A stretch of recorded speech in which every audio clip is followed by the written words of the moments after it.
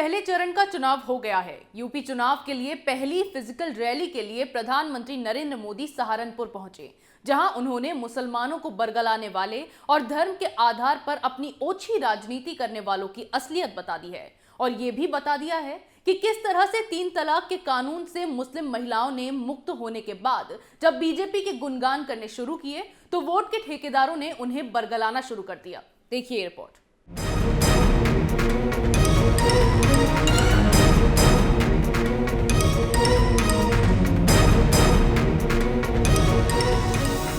कर्नाटक के कॉलेजों से निकले हिजाब विवाद पर पूरे देश में घमासान मचा हुआ है।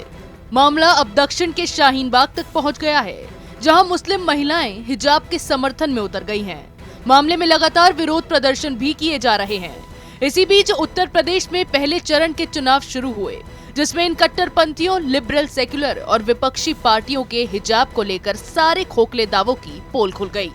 यूपी चुनाव के लिए पहली फिजिकल रैली के लिए पीएम मोदी सहारनपुर पहुंचे, जहां उन्होंने अपनी राजनीतिक रोटियां सेकने वाले विपक्ष और कट्टर इस्लामिक एजेंडा चलाने वाले लोगों की बोलती बंद कर दी है।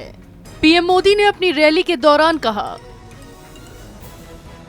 मुस्लिम बहन बेटियां हमारी साफ नियत को भली भांति जानती हैं।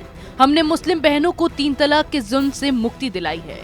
हमने जो 3 तलाक के खिलाफ कानून बनाया है, उसमें मुस्लिम बहनों को सुरक्षा का विश्वास दिया गया है। लेकिन साथियों, जब मुस्लिम बहन बेटियों का समर्थन खुलेआम बीजेपी को मिलने लगा, जब भाजपा सरकार की तारीफ करने लगी, सदियों के बाद इतना बड़ा सम्मान मिलने का गुणगान करने लगी, तो वोट के ठेकेदारों की नींद खराब हो गई। वोट के ठेकेदारों को लगा कि हमारी ही बेटी मोदी मोदी करने लगी। उनके पेट में दर्द होने लगा। मोदी की तारीफ में मुस्लिम बहनों के बयान को देखकर इन्हें लगा कि इनकी बेटियों को रोकना होगा। ये मोदी की तरफ चली जाएंगी तो घर में ही उनका राज आ जाएगा। तो इसीलिए मुस्लिम बहन बेटियों का हक रोकने के लिए नए नए तरीके खोजे जा रहे हैं।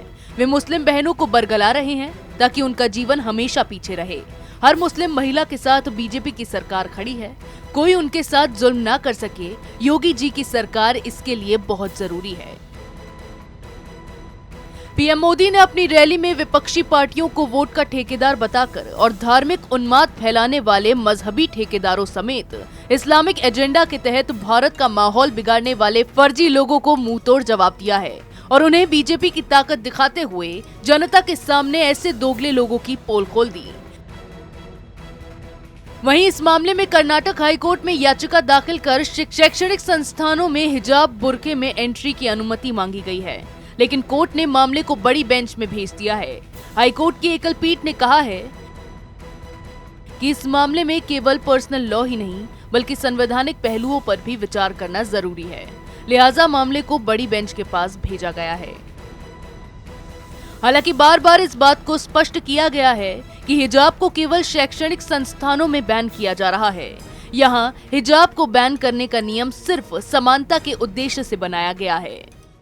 हिजाब विवाद को भड़काने के लिए विपक्षी पार्टियां और कट्टरपंथी मुसलमानों को भड़काने का काम कर रहे हैं, जिससे भारत में फिर एक बार हिंदू और मुसलमान आमने सामने आ जाएं।